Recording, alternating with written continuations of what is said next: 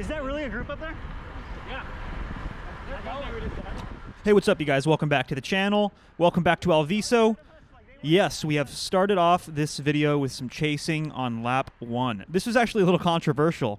The start of this Alviso, a group of 7, I think, strong riders, apparently attacked like right at the start of the first lap. Nobody even really realized what was going on.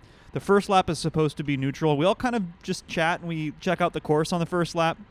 And the race starts in earnest on lap number 2. But after today, we decided the race officially starts at noon. And if you want a neutral lap, you got to show up a little bit early.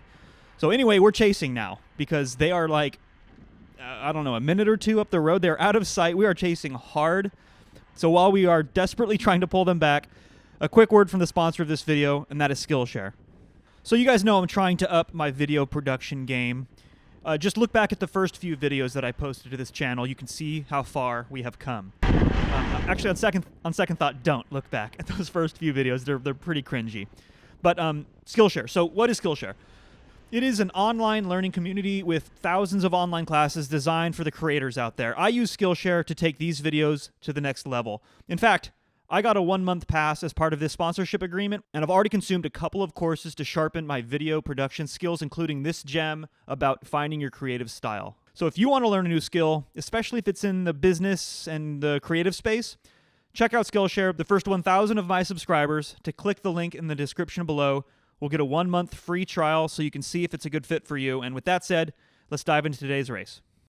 20 minutes. It took us a solid 20 minutes of rotating super hard turns to even get to within sight of the lead group of 7. And we were rolling such hard turns on the front that the group just had started to just fracture and splinter into these tiny little chase groups behind. And it was just total chaos. And in moments like this, you got to be heads up, because if you are, kind of sitting back and thinking, hey, it's safe, there are riders who are chasing, I can just sit in the group, get a good draft, rest up a little bit.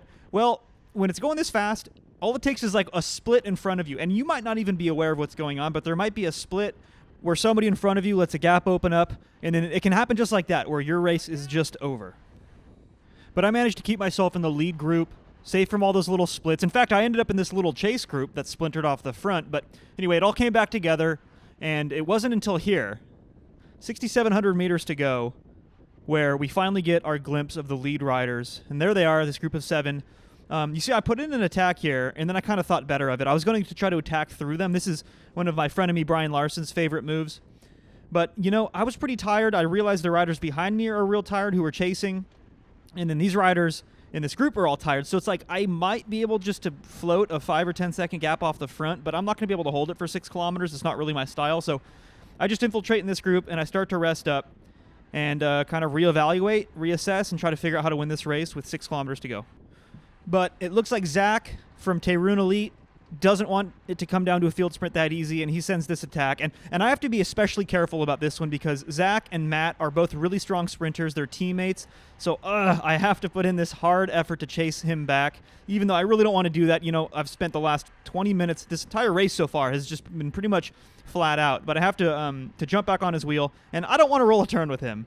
And I look back, I realize, well, we have some passengers anyway, so hopefully from here on until the finish, I can sit in, rest, and start thinking about how am I going to win from this reduced group.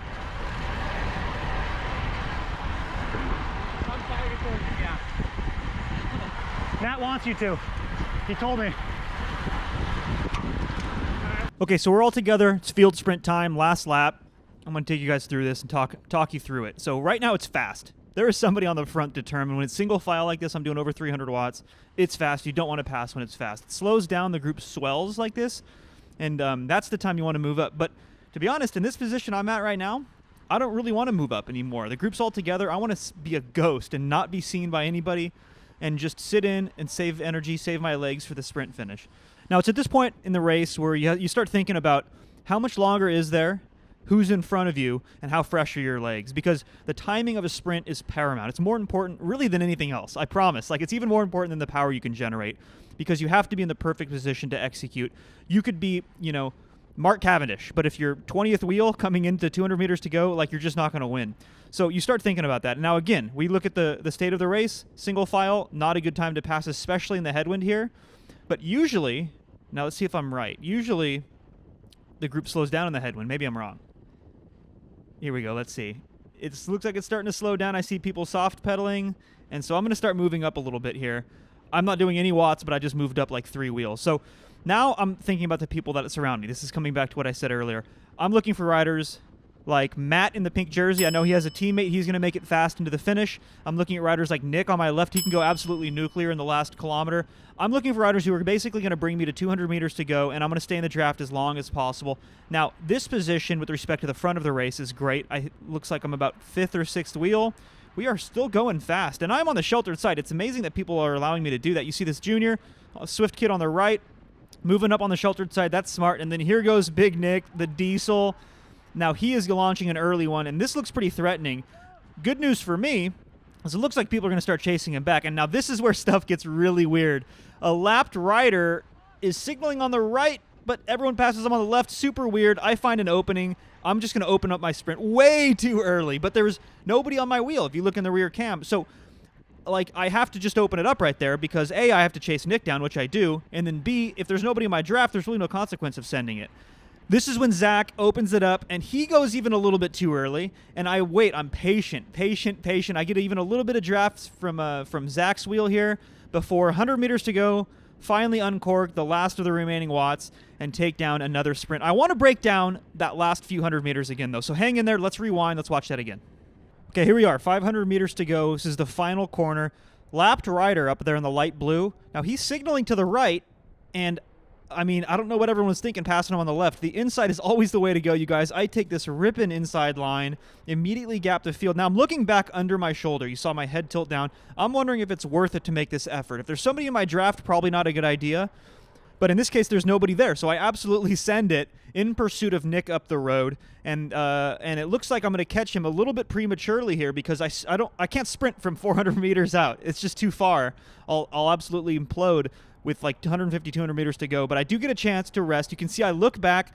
Now, Zach decides I'm just going to keep going, and I think this is the mistake because that was a long sprint. Zach was sprinting and chase me. Now he's going to sprint again from 200 meters, and sure, we're going 35 miles an hour, but that's still a long ways to go, and I immediately get on his draft. I don't waste any time. Now, I'm saving a lot of energy here because he's pushing through a lot of wind right here, and now I'm in his draft, saving some energy, and once he starts to fade at about 100 meters to go, that's when I finally pop out in the wind for one final time, one final push.